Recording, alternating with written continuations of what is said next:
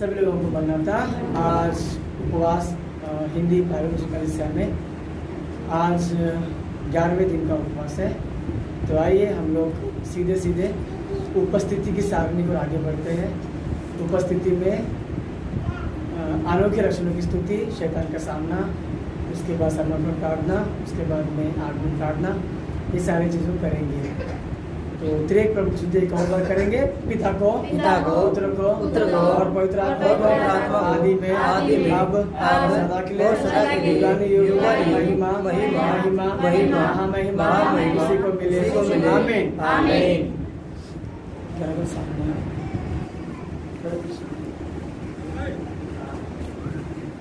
त्रिएक परमेश्वर की स्तुति। परमेश्वर तू नादी व्यक्ति है, तुझे किसी ने नहीं बनाया, तू आप ही है, इसलिए तुझे वंदित करते हैं। परमेश्वर तू ज्योति है, इसलिए सूरज, चांद और तारागण को ज्योति दिया, जीवों को आँखों में ज्योति दिया, इसलिए तेरी स्तुति करते हैं।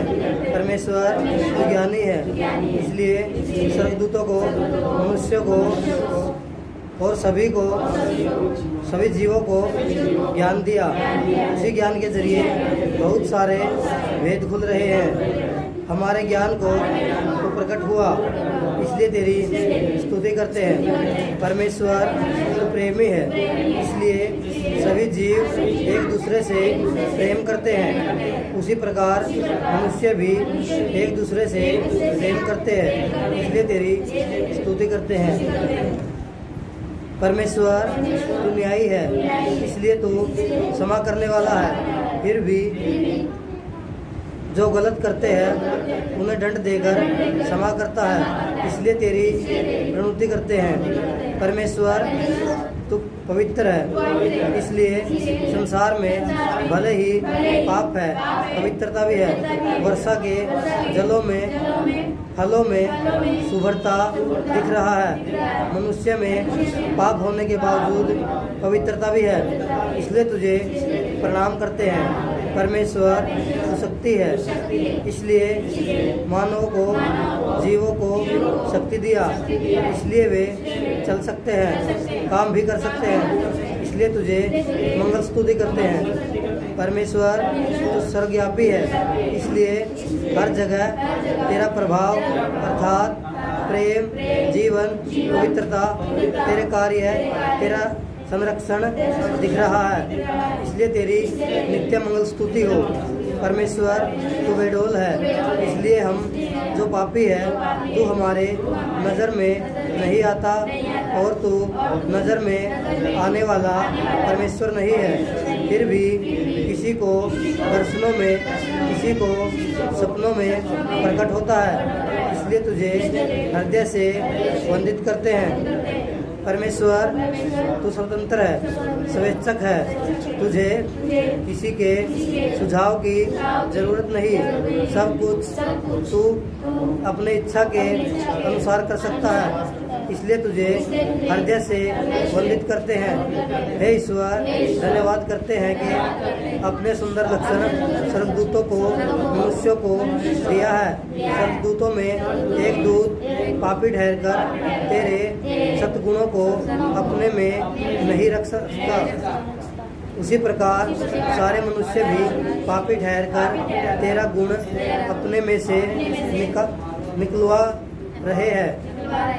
इसके बावजूद तू उनके प्रति धीरज रख रहा है, इसलिए तुझे वंदित करते हैं। और हे ईश्वर, तुझे मांगने वालों के लिए अपनी शक्तियाँ प्रदान करता है, इसलिए हम तुझे नमस्कार करते हैं। हे ईश्वर, अपने प्रिय पुत्र यीशु मसीह को संसार में भेजकर उनमें अपने गुण प्रकट किया है, इसलिए तेरी अनगिनत स्तुति करते हैं। हे परमेश्वर, इतना ही नहीं, अगर हम परीक्षा ले उन सारी वस्तुओं की जो सृष्टि में है, तेरे सुंदर गुण उनमें हैं, इसलिए हम तुझे धन्यवाद करते हैं। और हे परमेश्वर, तुझ पर विश्वास करने वालों के दुर्गुणों को निकालकर मोक्ष में मिला रहा है, जहाँ सदा तेरे सुंदर लक्षणों का अनुभव कर रहे हैं, इसलिए तुझे मंगल स्तुति। आमीन। मैदानों में शारों जैसा दूजा नहीं कोई ऐसा, किसी राज्य में नहीं गर तुलना कर देखे, किसी राज्य में नहीं गर तुलना कर देखे। सिर काटने का बोलता, सिर काटना चौथा और पांचवा, 4 5 6 चौथा पांचवा, 4 3 4 5। इंसानों में जितनी बार पाप करने की इच्छा उत्पन्न होती है, उतनी बार समझ लेना चाहिए कि वह शैतान के सिर में का है।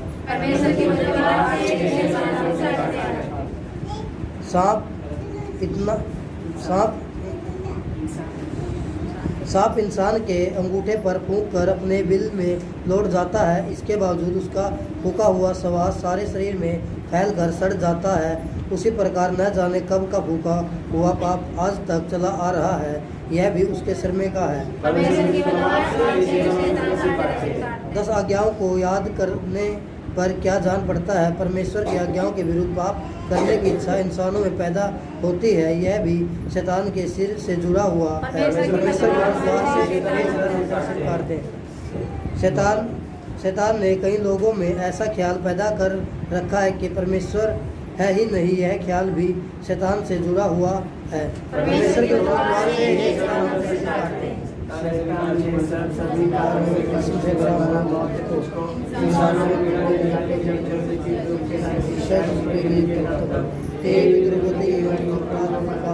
का हुआ। विज्ञान की पत्री खुलने से पहले डर के मारे कब कब आएगा तू? एडस के नाम से हिंसा और सिर में दर्द होगा तुझको, डरेगा तू हर से खाए जिसका आदमी का तेरे सिर का आग का झील होगा निराश तू। परमेश्वर का प्रकट हुआ जा रे शैतान, खबरदार तेरी कमजोरी लगी हमारे हाथ, खबरदार तेरी कमजोरी लगी हमारे हाथ। 11 स्टार्टिंग का स्टार्टिंग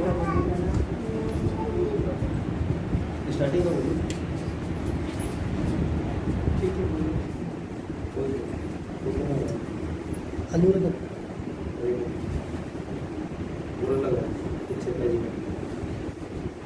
हे स्वतंत्र परमेश्वर, सभी कार्य तू आप ही कर सकने वाले पिता, तुझे धन्यवाद। मुझे शक्ति प्रदान करके मैं भी सभी कार्य पर कर सकूं। स्वतंत्रता जो मुझ में है उसके जरिए और केवल तुझ पर शैतान का सामना है। ये समझ लो क्या है?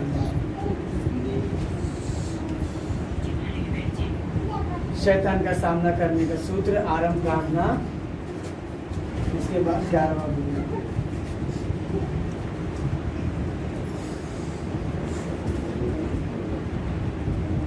हे पिता, तू जो त्रिएक परमेश्वर है, तूने वचनों में लिखवाया है कि शैतान का सामना करो। अभी इसी वक्त तेरी उपस्थिति में उसका सामना करते हैं। हमारा सामना करने से शैतान को पीड़ा दिला और तुझे महिमा मिले। हमारा सामना करने से और विजय दिला कलीसिया को। दयावान पिता, सर्वशक्तिमान पिता, तेरे सर्वशक्ति में से हमें शक्ति दे कि हम शैतान का सामना कर सके। लूका के 10वें अध्याय में लिखवाया है कि शत्रु की सारी सामर्थ पर हमें अधिकार दिया है। इसलिए ये हमारे पिता प्रभु तेरे नाम से मांगते हैं कि हम पर कृपा करके उस अधिकार का हम इस्तेमाल कर सके।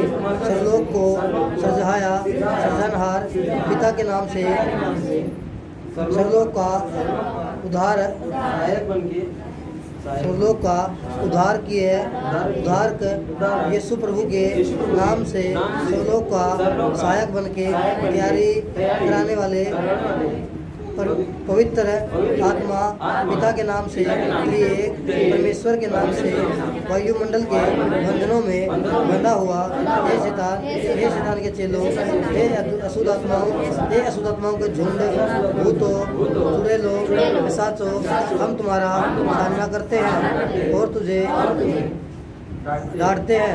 तेरी एक परमेश्वर के नाम से तुझे आज्ञा देते हैं कि हमारे सामनाओं को और डांट को ध्यान से सुन सके। आमीन। चौथा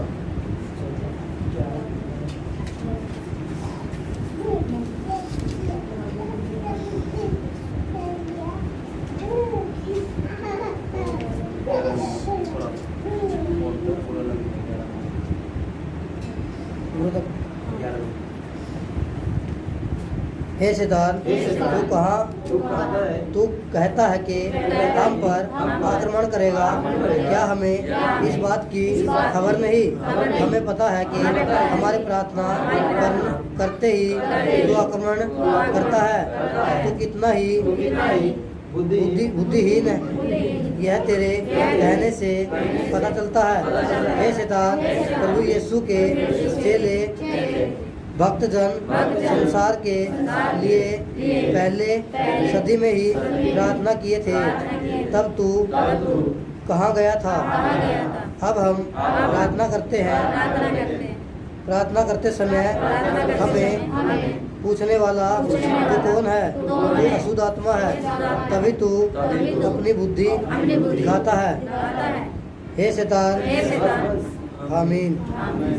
शैतान के कामों को होने न देगा तू, शैतान के कामों को होने न देगा तू।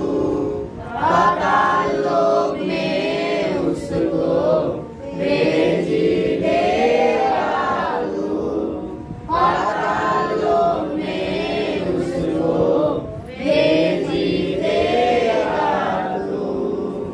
समर्पण प्रार्थना।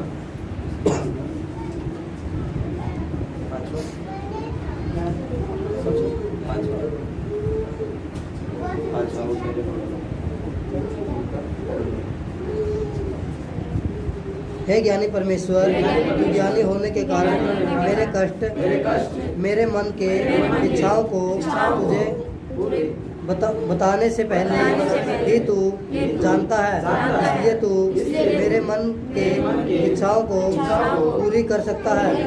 मेरे मन के इच्छाओं को पूरे करते समय चाहे जितने उलझन आए, उन सारे उलझनों को सुलझा कर मेरे मन के सारे इच्छाओं को पूरा करने का ऐसा ज्ञान है जो उपाय से भरा हुआ है। इसलिए जितना मेरे जानकारी में है उतना वंदन करता हूँ और मेरे ज्ञान के समीप वंदन करता हूँ। आमीन।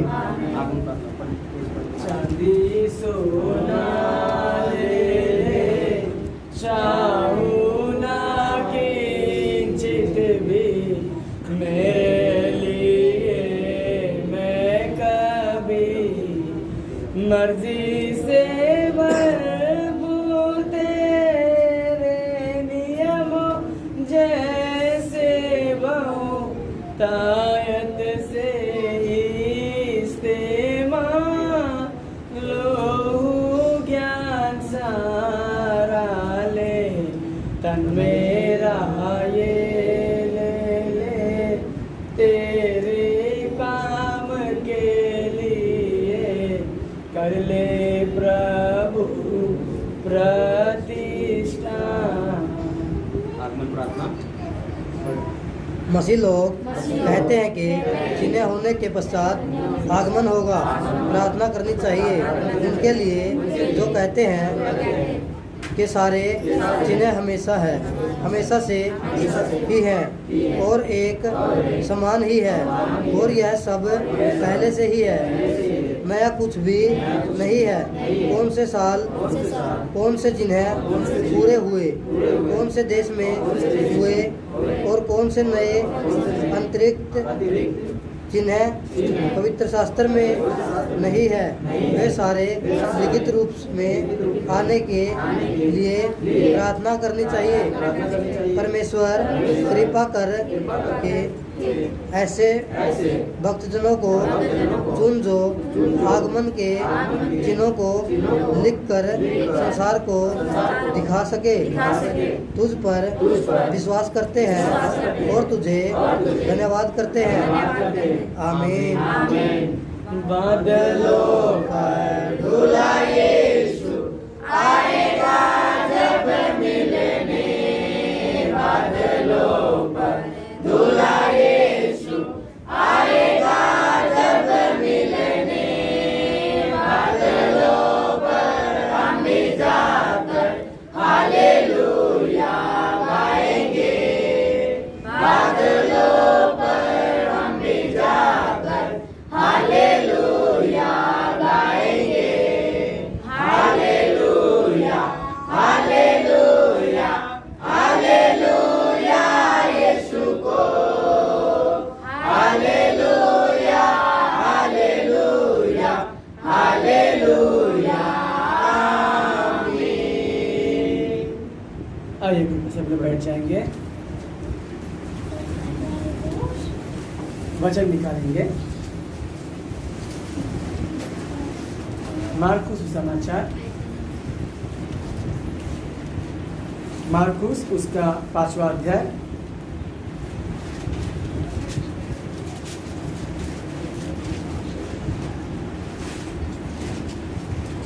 मार्कुस उसका 5वां अध्याय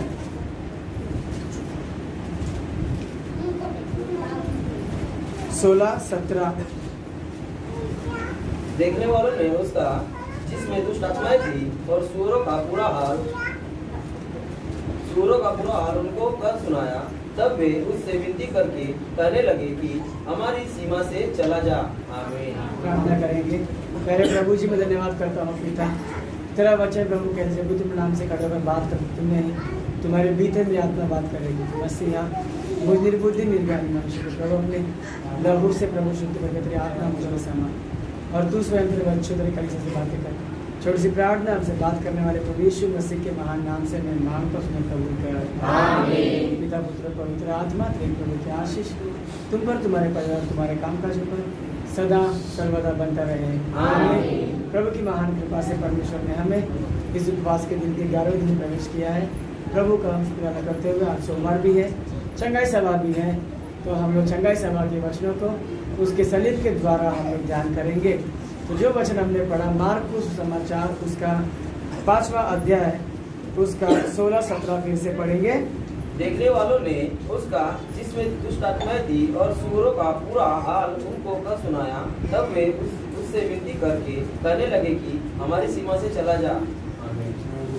ये जो स्टोरी है, एक लड़का होता है जिसको बहुत सारे दुष्ट आत्मा पकड़े होती है। सेना बने के बहुत सारे सेना, तो वो उसको कोई काबू नहीं कर पाता था। तो यीशु मसीह के पास वो लाया गया, तो यीशु मसीह ने उसके अंदर से उसको पूछा तेरा नाम क्या है, तो बोलता है सेना है मेरा नाम। तो यीशु मसीह उसके पूरे सेना को निकाल के सुअरों के झुंड में डाल देता है, और सुअर सारे के सारे मर जाते हैं, और वो लड़के में से अशुद्ध आत्मा निकल कर वो सीधा अच्छा हो जाता है। जब लोग ये सुनते हैं कि अरे बाप रे, ये जो लड़का था जो बहुत दिक्कत में जिया करता था, आज वो ठीक हो गया, उसको देखने के लिए गए और सुअरों का जो हाल हुआ वो भी देखा। ये सब देखकर यीशु के पास आए और बोलने लगे हमारा गांव छोड़ के तू क्या हो जा, निकल जा। पढ़ो 18 वचन पढ़ो। जब वह नाव पर 17 वचन। तब वे उससे विनती करके कहने लगे कि हमारी सीमा से चला जा। हाँ, यीशु मसीह को लोग बोलने लगे विनती करके कि भाई तू हमारी सीमा से क्या कर, हमारे गांव से ही नहीं, सीमा से चल। सीमा मतलब मालूम है ना? हाँ, पूरा एकदम हद से बाहर। गांव का जो हद होता है, शुरुआत का हद होता है, समाप्ति का भी हद होता है। बोलते हैं हमारे सीमा से तू क्या कर जा, बाहर निकल जा। क्या किया यीशु मसीह? चंगाई किया ना किसी को। वो लड़का अच्छा ही हो गया ना, उसको कोई ठीक भी नहीं कर पाता था, उसको कोई साधु नहीं कर पाता था। साधु यानी उसको कोई साधु नहीं कर पाता, ये दाढ़ी बढ़ाया साधु नहीं, उसको कोई सीधा नहीं कर पाता था, उसको कोई पकड़ नहीं पाता था, उसको कोई बंधन भी डाल नहीं पाता था। तो आज वो लड़का अशुद्ध आत्मा निकल के अच्छे से कमीज पे बटन लगा के, मस्त एकदम तेल लगा के, अच्छे बाल बना के अच्छे से बैठा है। और लोग उसको भी देखे और सुअरों को भी देखे, डर गए और क्या बोलते, विनती करके यीशु मसीह को, हमारे सीमा से तू क्या हो जा। क्या होता है ना, जिसको जिस हाल में जीने की आदत लगती है ना, वही उसको बहाने लगता है, वही उसको बहाने लगता है। यीशु मसीह ने किसी को चंगा किया तो क्या गलत किया है ना? यीशु मसीह क्या बोले लोग कि तू हमारी सीमा से निकल जा, और यीशु मसीह ने कुछ भी नहीं बोला। और जब वो नाव चढ़ के जा ही रहा था, पढ़ो वो 18 में से, जब वह नाव पर चढ़ने लगा तो वह जिसमें पहले दुष्टात्मा आई थी उससे विनती करने लगा, मुझे अपने साथ रहने दे। हाँ, और परंतु उसने उससे आज्ञा न दी और उससे कहा, अपने घर जाकर अपने लोगों को बता कि तुम पर दया करके प्रभु ने तेरे लिए कैसे बड़े काम किए हैं। हाँ, जब वो लोगों ने जब भी बोला यीशु मसीह को हमारी सीमा छोड़ के तू क्या कर, बाहर निकल जा, जब वो नाव चढ़ी रहा था, कौन? हाँ, चढ़ी रहा था, तो वो लड़का जिसमें अशुद्ध आत्मा थी, जो ठीक हो गया था, वो अच्छे हाल में आके यीशु को विनती क्या बोलते, यीशु मैं भी तेरे साथ जाऊंगा। तो यीशु बोलता है नहीं, तू मेरे साथ मत आ, तू अपने घर जा, अपने गांव जा, सबको बोल कि तुझ पर प्रभु ने कैसी दया किया और तेरे साथ क्या क्या कार्य अच्छा किया, तुझे कैसे प्रभु ने चंगा किया। यानी एक तरह की गवाही देने बोल रहा है प्रभु यीशु मसीह उसको, क्योंकि लोगों ने क्या बोला, हमारी सीमा से तू निकल जा। तो बोलते हैं मैं तो निकल जाऊंगा, लेकिन तू इसी गांव में रह और क्या कर, तू यीशु मसीह के नाम की क्या दे, गवाही दे कि यीशु मसीह तुझ पर कैसा अनुग्रह किया और क्या क्या प्रभु ने तेरे साथ किया, चमत्कार किया, और तू कैसे ठीक हो गया। इस गांव में रहकर तू क्या दे, गवाही दे। तेरी गवाही सुन के शायद ये लोग क्या हो जाएंगे, शायद बदल जाएंगे। दोस्तों, तो उसी प्रकार से यीशु मसीह ने हमको जो भी चंगाई दी है, जो भी अच्छाई दी है, हमें वो कभी भी नहीं भूलना चाहिए। हमें वो कभी भी बिना भूले हमें हर बार गवाही के तौर पर उसे पेश करना चाहिए, और उसके द्वारा भी हमें आशीष होता है। यीशु मसीह के बारे में लिखा है कि यीशु मसीह अपने बीमारियों को सहा है। हम निकालेंगे यशायाह का किताब, उसका 53 अध्याय है, उसका वचन 4। यशायाह बीचों बीच होगा, भजन संहिता के बाद।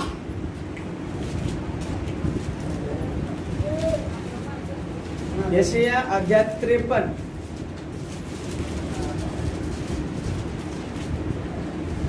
874 पेज नंबर 874,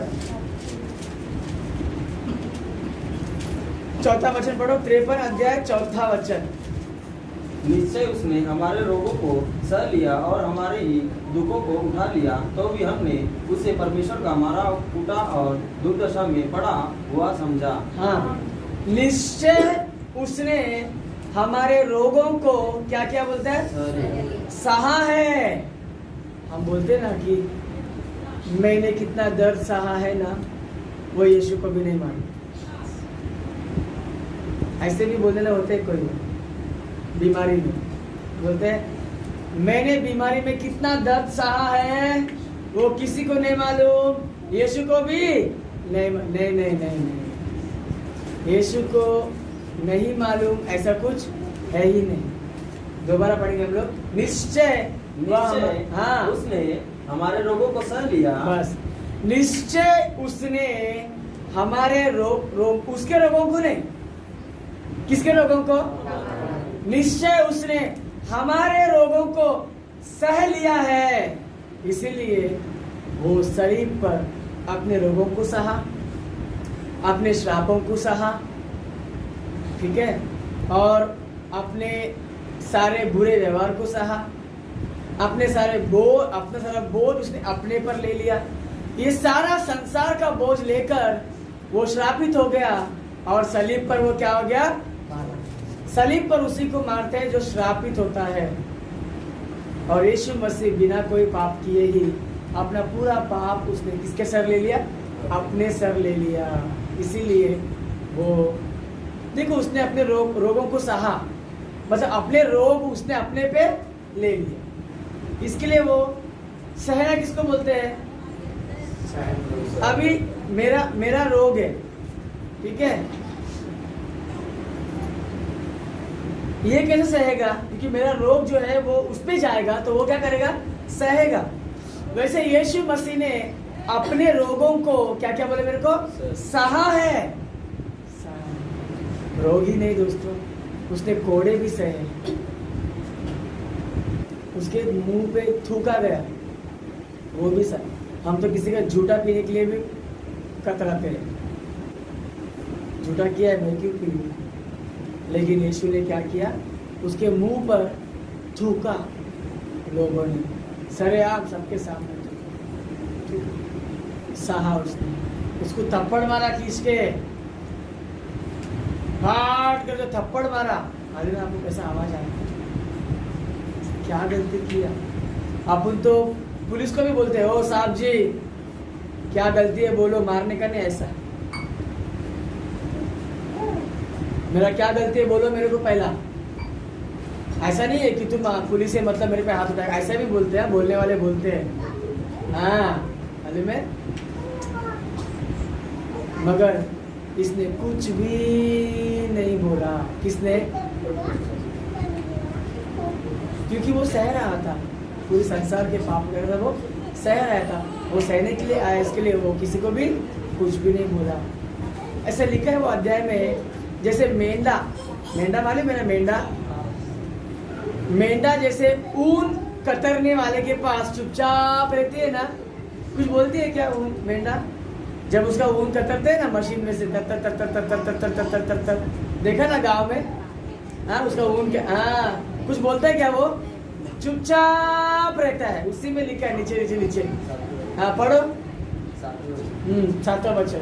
वो सताया गया तो भी वो सता रहा और अपना मुंह न खोला, जिस प्रकार भेड़ वध होने के समय और भेड़ी ऊन कतरने के समय चुपचाप शांत रहती है, वैसे ही उसने भी अपना मुंह न खोला। हाँ, जैसे ऊन कतरते वक्त जैसे भेड़ी शांत रहता है ना, वैसा वो भी कैसा बोलता है, शांत रहा, क्योंकि उसको सहने का, उसको मालूम है कि मैं क्यों सह रहा हूँ, सारे संसार के जगत का पाप में सह रहा हूँ करके वो चुप रहा दोस्तों।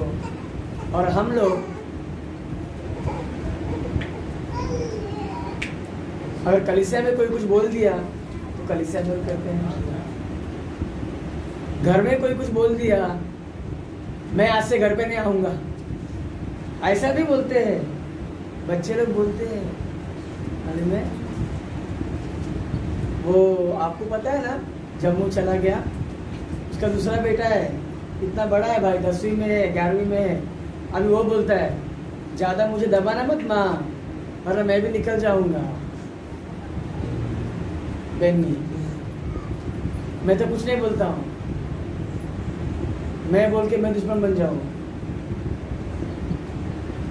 कुछ अगर मेरा बेटा होता ना, मैं बोलता घर से बाहर निकल पड़ा, तुझे कौन पालेगा उसके पास जा, जा कितना दिन पालेगा, जाएगा, इधर आने का ही नहीं, सीधा बोलता है। सच में मेरे घर में वो ऐसा करेगा ना कि धमकी में निकल जाएगा, मैं सीधा बोलेगा निकल जा, वापस आने का नहीं, तू आई मत। दोस्त कितना दिन रखेगा? एक लड़का ऐसे ही निकल गया था, ए बाप मेरे हिस्से में का दे मेरे को, मैं निकल जाएगा, उड़ाऊ पुत्र।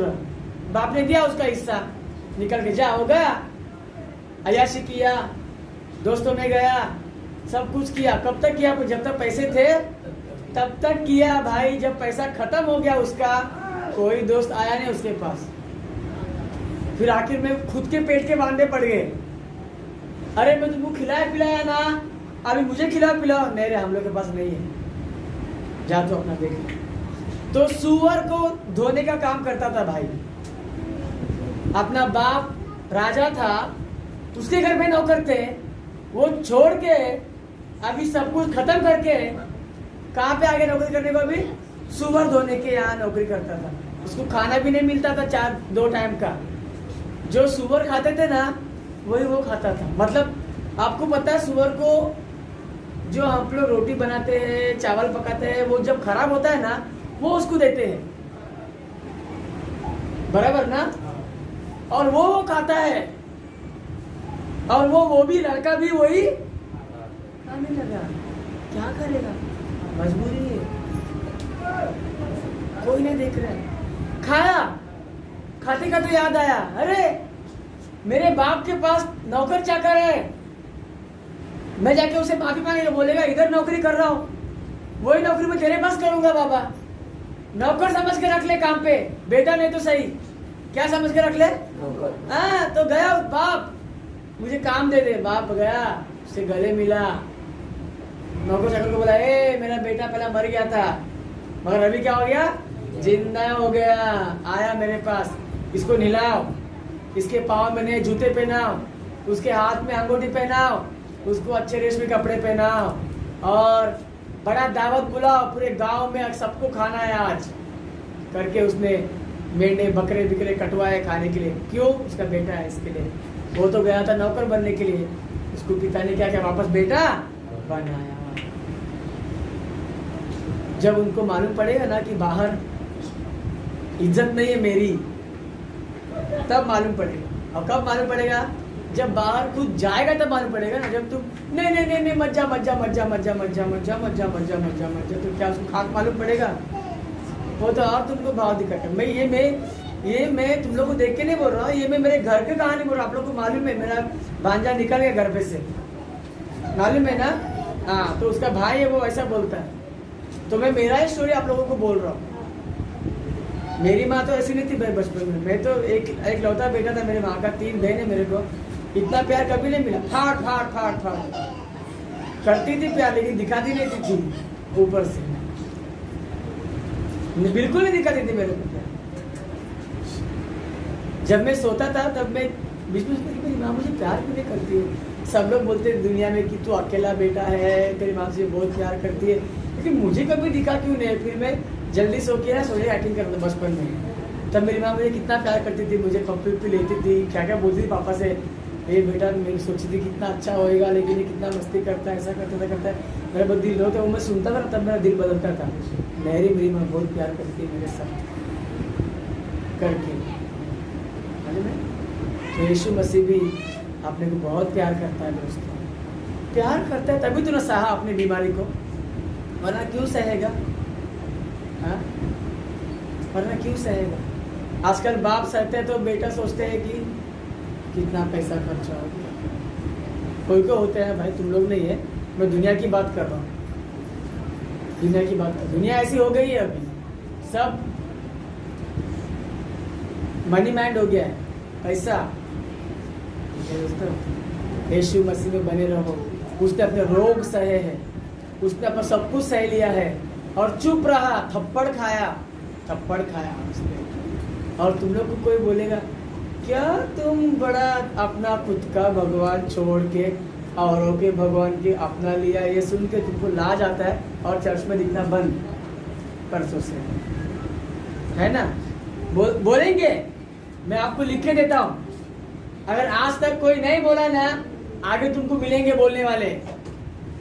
आज तारीख याद रखो, आपके बुक पे लिख लो, और मार्च 1 तारीख है, ऐसा बोला था पात्रा जी ने करके, जरूर बोलेंगे आप लोगों को।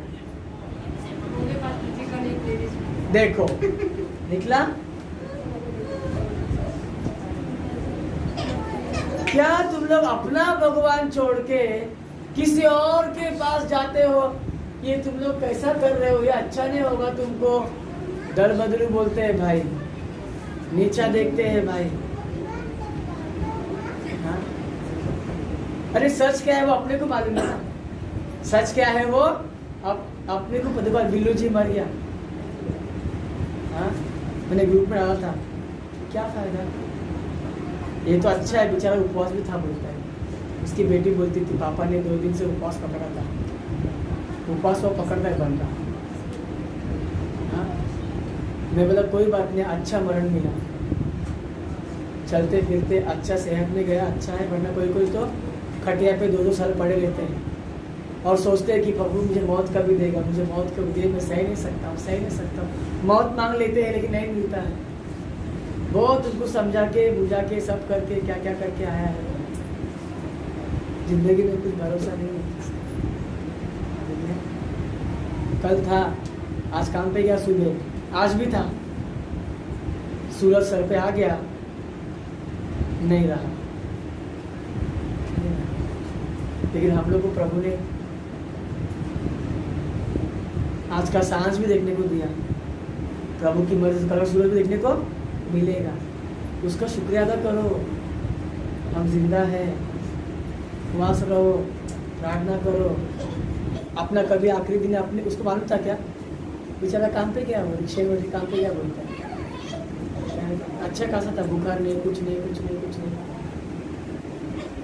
मेरा खुद का जीजा जी भी अच्छा था, हट्टा खट्टा हाथी जैसा इंसान, कभी बीमार नहीं, कभी जिंदगी में दवाई नहीं खाया हुआ वो बंदा, कभी नहीं खाया दवाई। मैं तो भी दवाई खाया 7-8 साल में एक बार। मेरे को भी दवाई नहीं है, प्रभु की दया से कोई दवाई नहीं है। वो बंदे ने भी कभी दवाई नहीं खाया, एकदम हट्टा कट्टा हाथी इंसान था वो। लेकिन अस्पताल जाने को लेके गए, दोबारा आया नहीं, दोबारा घर में, वहां से वही दफन हो गया। ऐसा होता है। तो इसके लिए अपने को प्रभु ने जिंदगी दी है, उसका एम समझो। प्रभु ने थप्पड़ सहा, प्रभु ने थूक सहा, प्रभु ने कोड़े सहा, और कोड़े छोड़ो अपनी बीमारी भी सहा। अरे अपन दोस्त लोग को बोलते हैं चल रहे मेरे को ठीक मत, तेरा बीमारी मेरे को लग जाएगा, बोलते हैं ना। ट्रेन में देखो बैठो करते ना, मैं तो यहाँ देखता हूँ कौन है बुढ़ा कर रहा है। हाँ तो अभी कोरोना वायरस में मास्क पहनते हैं, हाँ पहन के भी मैं तो मुंह देख के बैठता हूँ, किसके बाजू में बैठू के नहीं बैठू प्रार्थना करके बैठता हूँ, किसके बाजू में बैठू मैं करके। तो मैं खड़ा ही रहता, मैं तो ट्रेन पर आपको पता है पकड़ता ही नहीं है किधर। पहली बार मैं ऐसे रहता हूँ चुपचाप, क्योंकि हमारा टाइमिंग भीड़ का टाइमिंग नहीं है। जरा कोई ऊ किया ना, जान निकल जाता है, बाप रे करके। काय के लिए घर का भी एक को जुकाम हुआ, उसका कम होता है तो एक को लग जाता है, उसका कम हुआ तो एक को होता है, उसका कम होता है एक को होता है। बुखार भी और हम खुद ही बोलते हैं इसको बुखार आया था, मेरे भाई को बुखार आया था, अभी मेरे को बुखार आ गया। तो बाप लोग बोलते हैं ये पता नहीं कहाँ जाके लगा के यार बीमारी, खांसता था कल रात भर, आज मेरे को खांसी आ रहा है, ऐसा बोलते हैं ना ऐसा। हाँ